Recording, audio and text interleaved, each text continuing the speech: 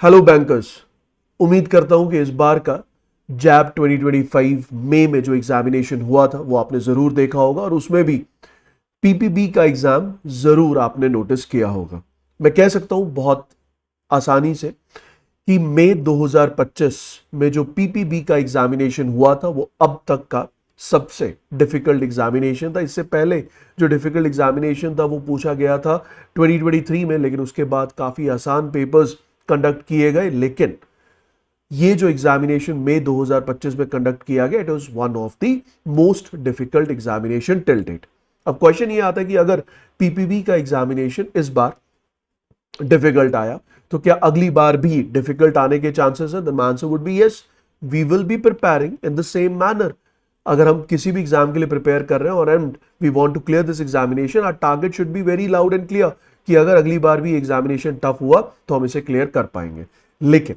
लेकिन इस एग्जामिनेशन को क्लियर करने के लिए आपको पता होना चाहिए इस एग्जामिनेशन का सिलेबस, इस एग्जामिनेशन को क्लियर करने की स्ट्रैटेजी। और जो स्ट्रैटेजी है वो दो चीजों पे बेस्ड होनी चाहिए, एक आपके सिलेबस अंडरस्टैंडिंग और दूसरा the latest attempt which has been done, that means on the basis of May 2025 examination. अब इन दोनों चीजों को दिमाग में रखते हुए I will be conducting this particular video, जिसमें मैं पहले आपके साथ सिलेबस डिस्कस करूंगा, उस सिलेबस में कौन कौन से यूनिट्स, कौन कौन से चैप्टर्स इंपॉर्टेंट है वो डिस्कस करूंगा। फिर हम देखेंगे कि मई 2025 का जो पीपीबी का एग्जाम था उससे हमें क्या लर्निंग्स मिली और उन लर्निंग्स की मदद से या उन लर्निंग्स के आधार पर हमारी स्ट्रैटेजी क्या होनी चाहिए फॉर द नेक्स्ट अटेम्प्ट। तो आओ जरा बिना किसी देरी के इस सेशन की शुरुआत करते हैं। मेरा नाम है माधव अरोड़ा, मुझे लगभग 12 साल का एक्सपीरियंस है। जिन इन 12 सालों में मैंने स्टूडेंट्स को अलग अलग एग्जामिनेशन के लिए प्रिपेयर किया and today I am here in front of you to help you guys for your PPB exam if you are preparing for JAIIB examination. PPB जो है इट कंप्राइजेस ऑफ 4 मॉड्यूल्स, और अगर हम 4 modules की बात करें, सबसे पहला मॉड्यूल है आपका जनरल बैंकिंग ऑपरेशंस, दूसरा मॉड्यूल है फंक्शंस ऑफ बैंक्स। अगर मैं जनरल बैंकिंग ऑपरेशंस की बात करूं तो इसका मतलब ये वो मॉड्यूल है जिसमें डे टू डे जो बैंकिंग ऑपरेशंस है उसके बारे में बात की जाती है। अगर आप ऑलरेडी बैंकर हैं, you are already working in a bank, तो ये मॉड्यूल ना ही सिर्फ आपको एग्जामिनेशन क्लियर करने में मदद करेगा बल्कि आपके डे टू डे ऑपरेशंस को लेकर आपकी समझ को, आपकी अंडरस्टैंडिंग को और ज्यादा बढ़ाएगा। फिर अगर हम बात करें फंक्शंस ऑफ बैंक, तो मैं यहां पे कह सकता हूं, कहने को ये मॉड्यूल फंक्शंस ऑफ बैंक्स है, लेकिन इसमें मेजॉरिटी जो टॉपिक्स है, जो यूनिट्स है, they are related to loans and advances. लेकिन सबसे इंपॉर्टेंट चीज ये है कि सर ये जो मॉड्यूल ए है ये सबसे ज्यादा लेंदी मॉड्यूल है आपके पूरे के पूरे पीपीबी सिलेबस का। और अगर हम वेटेज की बात करें तो मॉड्यूल ए और मॉड्यूल बी की हाईएस्ट वेटेज है अराउंड 70 क्वेश्चंस, या मैं कहूं कि 65 टू 70 क्वेश्चंस हर साल पूछे जाते हैं आउट ऑफ 100। कितने क्वेश्चंस में से? सर आउट ऑफ 100 क्वेश्चंस में से 65 से 70 क्वेश्चन पूछे जाते हैं मॉड्यूल ए और मॉड्यूल बी से। इस बार की अगर मैं स्पेसिफिकली बात करूं तो मई 2025 में मैक्सिमम या हाईएस्ट नंबर ऑफ जो क्वेश्चंस थे, मेजॉरिटी क्वेश्चंस थे, वो पूछे गए थे फंक्शंस ऑफ बैंक्स, और उसमें भी जो क्वेश्चंस थे दे वर रिलेटेड टू और दे वर न्यूमेरिकल बेस्ड क्वेश्चंस। डिस्कस करेंगे कैसे न्यूमेरिकल्स थे, किस तरह से न्यूमेरिकल्स को प्रिपेयर करेंगे हम आने वाले एग्जामिनेशन के लिए, वो सारी बातें करेंगे। उसके बाद मॉड्यूल सी की अगर मैं बात करूं, बैंकिंग टेक्नोलॉजी या फिर मैं इसे कहूं डिजिटल बैंकिंग, एक ही बात है, इसमें डिजिटल बैंकिंग रिलेटेड सारे के सारे एस्पेक्ट्स को कवर किया जाता है। जहां पे जो एक्सपेक्टेशन है वो एक्सपेक्टेशन है कि सर 15 से 20 मार्क्स के, या सॉरी 15 से 20 क्वेश्चंस पूछे जाएंगे आपके मॉड्यूल सी से। और अगर मैं मॉड्यूल डी की बात करूं तो मॉड्यूल डी में सबसे छोटा मॉड्यूल है, और ये मॉड्यूल स्पेशली बैंकर्स को काफी मदद करेगा, जो लोग ऑलरेडी बैंक में है या जो बहुत जल्द बैंक ज्वाइन करने वाले। तो आपको पता होना चाहिए कि what are the ethics of a employer as well as employee working in the banking और फाइनेंशियल इंडस्ट्री। तो यहां पे जो काउंट ऑफ क्वेश्चन है that is around 10 to 12 question जो कि हर साल पूछे जाते हैं। ठीक है जी, तो ये एक बेसिक आउटले है आपके पीपीबी का, module A, module B, module C and module D. अब एक एक करके इनके जो इंपॉर्टेंट यूनिट्स हैं, इनके जो इंपॉर्टेंट चैप्टर्स हैं उनके बारे में बात करते हैं। मॉड्यूल ए ये लेंथीएस्ट यूनिट है आपके पीपीबी का, जिसमें 21 चैप्टर्स है, और इन 21 चैप्टर्स में अगर आप देखें तो मैक्सिमम चैप्टर्स ऐसे हैं जो आपने जरूर सुने होंगे अपने डे टू डे बैंकिंग के ऑपरेशन में। लेकिन जिस तरह से यहां से क्वेश्चंस पूछे जाते हैं, it requires N in depth knowledge. यहाँ पे हमारे पास टॉपिक्स है जैसे कि बैंकर कस्टमर रिलेशनशिप, केवाईसी पर टॉपिक रिलेटेड क्वेश्चंस है, how you can open up your account in the bank, operational aspects क्या हैं आपके डिपॉजिट अकाउंट्स के, इसमें banker special relationship, foreign currency account, ये सारी चीज़ों पर डिस्कशन की गई है, जिसमें रिस्पॉन्सिबिलिटी क्या है पेइंग बैंक की, रिस्पॉन्सिबिलिटी क्या है कलेक्टिंग बैंक की। उसके बाद एंसिलरी एक्टिविटीज, एंसिलरी सर्विसेज क्या होती हैं, उस पर पूरे का पूरा एरिया कवर किया गया। Financial inclusion, financial literacy, duties and rights of the banker as well as customer, then undoubtedly integrated ombudsman scheme, customer protection till RTI, all these chapters are covered under module A। सबसे important और सबसे lengthy module है for sure। इसके बाद जो अगला important module है या second lengthiest module है, that is your module B। अगर मैं module की B की बात करूं तो module B में, जैसे कि मैंने आपको स्टार्टिंग में कहा, it is more of lending and loan and advances। this module is more related to loan and advances, जिसमें principle of lending क्या है, कैसे हम assess करेंगे as a banker, how you are going to assess the credit facilities, operational aspects क्या होंगे आपके loan accounts के, अगर आप loan ले रहे हो तो आपकी collateral क्या होगी, collateral किस फॉर्मेट में, किस फॉर्म में आप बैंक के पास डिपॉजिट करेंगे, what are the different modes of charging securities, we have hypothecation, pledge, lien, they all are important. Then NPA क्या होता है, स्ट्रेस्ड असेट क्या होता है, what are the important laws relating to the recovery of NPAs, then we have SARFAESI Act, we have Insolvency and Bankruptcy Code, then we have contracts of guarantee, bank guarantee, then letter of credit, deferred payment guarantee, law relating to banking finance, credit card, home loan, personal loan, consumer loan specific areas, most importantly priority sector lending, जैसे कुछ topics हैं जो कि काफी ज्यादा important है। Along with that we include agriculture finance, micro finance institutes, MSMEs, government sponsored schemes as well as self help groups. तो ये आपका मॉड्यूल बी है। मॉड्यूल बी में जो बैंक के लोन एंड एडवांसेस से रिलेटेड जो कॉन्सेप्ट्स हैं वो तो इंपॉर्टेंट है ही है, वो तो इंपॉर्टेंट है ही है, लेकिन उसके साथ साथ जो रेगुलेटरी कंप्लायंसेस हैं, जो रेगुलेटरी कंप्लायंसेस है जिसे RBI time to time update करता है, उन कंप्लायंसेस को अपडेट करना आपके लिए काफी ज्यादा इंपॉर्टेंट है। आई नो कि आईएफबी पे इस पूरे के पूरे एग्जामिनेशन की प्रिपरेशन के लिए books are available for each and every paper, लेकिन वो बुक अपडेटेड नहीं है। अगर आप उस बुक की मदद से इस एग्जामिनेशन को क्लियर करना चाहेंगे तो एटलीस्ट मैं ये कहूंगा कि जो अपडेटेड कंटेंट है, जो आरबीआई की लेटेस्ट सर्कुलर अपडेट्स हुए, उन सारे सर्कुलर्स को आप मिस कर बैठेंगे। तो उस पॉइंट ऑफ व्यू से आपको यह ध्यान में रखना है कि जितने भी आरबीआई की लेटेस्ट सर्कुलर्स हैं, स्पेशली आरबीआई ने रिसेंटली सर्कुलर दिया है प्रायोरिटी सेक्टर लेंडिंग पे, आरबीआई ने रिसेंटली सर्कुलर दिया है related to rate of interest which bank decides on the deposits, RBI ने रिसेंटली सर्कुलर दिया है on the operations related to deposit account, that is foreign currency accounts. और ये सारे के सारे जो सर्कुलर्स हैं, जो गाइडलाइंस हैं, जो मास्टर डायरेक्शंस हैं आरबीआई की, वो आपको कवर करके जानी होंगी। और एटलीस्ट टिल जून 2025 जितनी भी आरबीआई की इंपॉर्टेंट सर्कुलर्स हैं, आपके एग्जामिनेशन सिलेबस रेलिवेंट सर्कुलर्स हैं, अपडेट्स हैं, नोटिफिकेशंस हैं, वो आपको जरूर कवर करनी होगी, जो कि आपको आपकी बुक में नहीं अवेलेबल होंगी। ठीक है जी। अब मूव करेंगे मॉड्यूल सी की ओर। मॉड्यूल सी की बात करें तो it is banking technology, as I said digital banking. इसमें हम बात करेंगे एसेंशियल ऑफ बैंक कंप्यूटराइजेशन की, क्यों जरूरत थी बैंक कंप्यूटराइजेशन की क्या क्या एस्पेक्ट्स है related to core banking solution या central banking system, then digital banking, data communication network, electronic fund transfer system, digital payment system which is managed by NPCI, impact of technology and trends in the banking technology. Then we have security consideration and mitigation measures in the banks, operational aspects of cybercrime, for fraud risk, technology trends in banking and all. ये सारा का सारा जो part है that is related to your digital banking. अब recently RBI ने अपना एक सर्कुलर दिया था where RBI has updated the norms related to digital lending. Norms related to digital lending, तो वो इंपॉर्टेंट हो गया इस एस्पेक्ट में। आरबीआई ने रिसेंटली एक मॉड्यूल दिया था related two alternative investment fund, तो वो ऑल्टरनेटिव इन्वेस्टमेंट फंड के कॉन्टेक्स्ट में बैंक के ऊपर या रेगुलेटेड एंटिटीज के ऊपर जो इन्वेस्टमेंट लिमिट्स हैं उसे डिफाइन किया गया by RBI, that is also important with respect to your syllabus for PPB which you are writing down in JAB 2025 examination. तो मई में ऑलरेडी ये एग्जामिनेशन हो चुका है. Now we are looking forward for the next और the second examination which is going to be conducted in the same year. Expected है कि अक्टूबर नवंबर में एग्जामिनेशन होगा.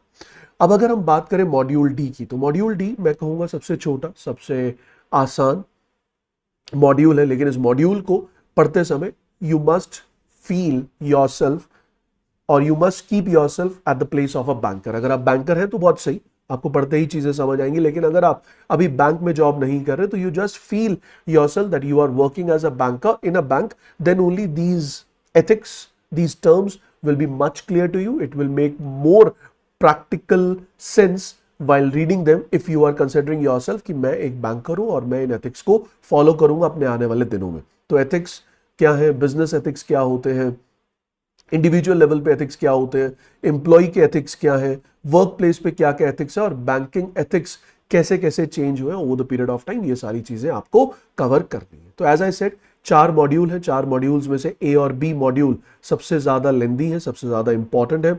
लगभग 65 से 70 question out of 100 questions will be asked from module A and B, और बाकी के मॉड्यूल सी और डी से क्वेश्चंस हर साल पूछे जाते हैं. लेकिन इसका मतलब ये नहीं है कि सी और डी मॉड्यूल को हम इग्नोर करें, दैट इज नॉट करेक्ट.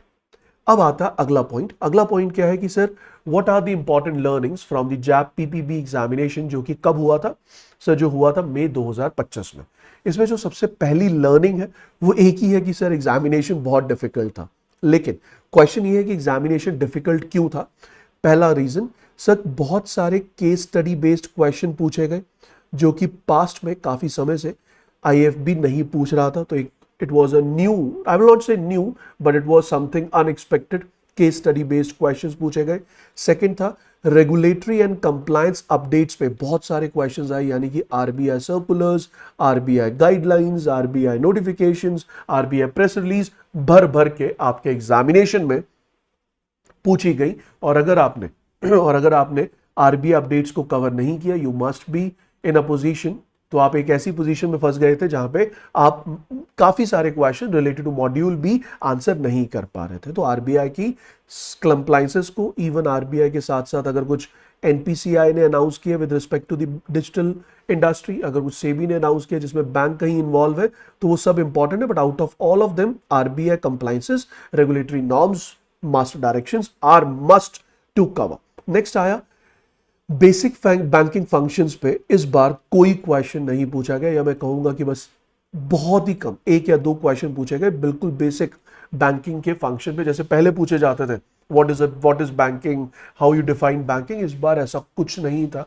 यानी कि इस बार एग्जामिनेशन ऐसा बिल्कुल नहीं था कि अगर किसी ने लास्ट के 10-15 दिन में प्रिपेयर किया होगा तो उसने इस एग्जामिनेशन को क्लियर किया होगा. अनटिल एंड अनलेस आपका एजुकेशन बैकग्राउंड बहुत स्ट्रांग है, आपकी जो क्वालिफिकेशन है that is related to finance, और उसके साथ साथ आपकी जो चीज़ों को ग्रैप करने की पावर है, अंडरस्टैंड करने की पावर है, बहुत ज़्यादा. मैं ये कहूँगा कि जो एक्स्ट्रा ऑर्डिनरी स्टूडेंट्स हैं उन्होंने भले 10-15 दिन में पढ़कर इस एग्जामिनेशन को क्लियर किया हो, लेकिन ऑन एन एवरेज अगर मैं अपनी बात करूं, मैं एक एवरेज स्टूडेंट रहा हूं अपने समय, तो मैं यही कहूंगा कि 4 महीने बेसिक 4 महीने की रिक्वायरमेंट है. अगर आप 4 महीने के लिए प्रिपेयर करेंगे तब जाकर इस एग्जामिनेशन को क्लियर कर पाएंगे. और मैं यही कहूंगा this is the right time, this is the high time.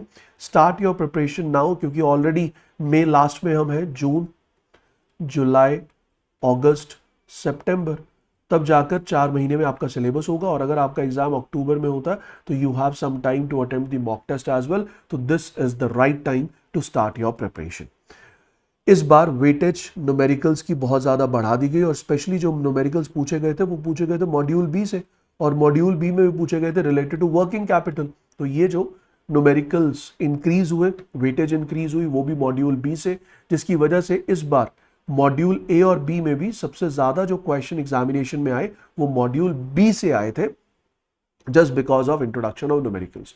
पहले हम देखते थे कि न्यूमेरिकल्स बहुत रिस्ट्रिक्टेड टॉपिक से पूछे जाते थे, लेकिन इस बार वर्किंग कैपिटल रिलेटेड काफी ज्यादा न्यूमेरिकल्स पूछे गए, which was a new thing in this particular examination. अब अगर आपको लगता है कि आखिरी के 10-15 दिन में 9-9 घंटे के 15-15 घंटे की जो मैराथन्स पड़ी है अलग अलग चैनल्स पे, उन्हें अगर मैं देख लूंगा 1x या 1.5x या 2x स्पीड पे, उससे मेरा एग्जामिनेशन निकल जाएगा, हिलेगा भी नहीं, हिलेगा भी नहीं। बिकॉज अभी तक जो रिकॉर्डिंग्स अवेलेबल है डिफरेंट डिफरेंट प्लेटफॉर्म्स पे, वो रिकॉर्डिंग्स अवेलेबल है as per the previous examination जो कि इजी थे। इस बार का जो एग्जामिनेशन वो इतना ज्यादा डिफिकल्ट एग्जामिनेशन है कि अगर आपके पास जो ऑलरेडी अवेलेबल कंटेंट है, अगर आप उस कंटेंट को फॉलो करेंगे, ऑलरेडी रिकॉर्डेड मैराथन्स को देखेंगे, तो कोई फायदा नहीं होगा। It's always it will be a wastage of time. जैसे इस बार आपने टाइम वेस्ट किया, अगली बार भी टाइम वेस्ट करोगे। इट्स बेटर कि आज से अपनी प्रिपरेशन को स्टार्ट करो। एटलीस्ट अपनी प्रिपरेशन को 2 से 3 घंटे का समय दो फॉर नेक्स्ट 4 मंथ्स।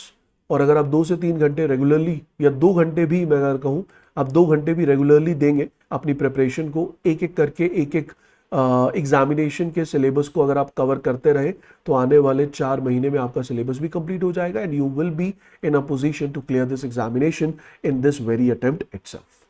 ठीक है जी। अब सिलेबस को दिमाग में रखते हुए, पिछले साल के एग्जामिनेशन को दिमाग में रखते हुए, कुछ स्ट्रैटेजी, कुछ टिप्स लेकर आया हूं आपके लिए। सबसे पहली टिप है, अगर आप चाहते हैं इस एग्जामिनेशन को क्लियर करना, तो मान लो पिछले 15 दिन 10 दिन पढ़कर नहीं होगा। You have to create a study plan which should be at least 4 months long, जिसमें आपको पता हो कब कौन सा चैप्टर, आपका कौन सा एग्जाम कंप्लीट होगा, सिलेबस कंप्लीट होगा, कब आप उसके सेक्शनल टेस्ट करेंगे, यानी कि मॉक टेस्ट करेंगे। I am not talking about full length, I am talking about the sectional test, और कब आपका टोटल सिलेबस कंप्लीट हो जाएगा, और फिर कब से आप फुल लेंथ मॉक टेस्ट हर एक एग्जामिनेशन के लिए अटेम्प्ट करने स्टार्ट करेंगे। ये सारे का सारा आपके पास पहले से डिजाइन होना चाहिए। अगर आपको लगता है कि ये डिजाइन आप नहीं कर पा रहे being a working aspirant, then don't worry, text book team will help you. You can connect with us and test book team will help you to create your study plan which will help you to clear the examination in the very first attempt. फिर you must prepare in this manner that you have a in-depth learning, you have clear, or I would say you have clarity of concepts as well as logics, तब जाकर आप इस examination को clear कर पाएंगे। और इस बार के एग्जामिनेशन को देखकर ये मत समझना कि ए और बी कर लेता हूं और एग्जाम निकल जाएगा, नहीं। इस बार जिस लेवल का बी मॉड्यूल से क्वेश्चन पूछे गए, अगर आपने कहीं सी और डी मॉड्यूल को लूज किया होगा, तो जहां से आप मार्क्स बना सकते थे अपने लिए, वो शायद आपने लूज कर दिया। तो don't skip basics of module C as well as D. Obviously prioritize करो, ए और बी को करना भी पड़ेगा, सिलेबस ज्यादा क्या करे, लेकिन सी और डी को आप मिस नहीं कर सकते। Don't even think of skipping the numericals. मैं आने वाले दिनों में काफी सारे आपके लिए सेशंस लेके आऊंगा, जिसमें हम स्पेसिफिकली न्यूमेरिकल्स सॉल्व करेंगे related to your module B. Module B से जिस भी तरह के, जिस भी लेवल के न्यूमेरिकल्स बन सकते हैं, उसके ऊपर क्लासेस आपके लिए मैं लेकर आऊंगा ऑन द यूट्यूब इटसेल्फ। अगर आप एग्जामिनेशन के लिए प्रिपेयर कर रहे हैं, then you must use your weekend as revision part. अगर आपने इस हफ्ते में जो भी पढ़ा पीपीबी के लिए या जिस भी एग्जामिनेशन के लिए, उसे रेगुलर बेसिस पे रिवाइज करना बहुत जरूरी है, क्योंकि जितना बड़ा सिलेबस है और जितनी डेप्थ में जाकर क्वेश्चंस अब जैब एग्जामिनेशन में पूछे जा रहे हैं, अगर रिवाइज नहीं करोगे then it will all vanish when you sit in the examination. तो अपनी मेहनत को खराब मत करो, रिवीजन पे ध्यान दो, ताकि आप जो पढ़ रहे हैं वो रेगुलर बेसिस पे रिवाइज करो, so that you can answer the questions in the examination.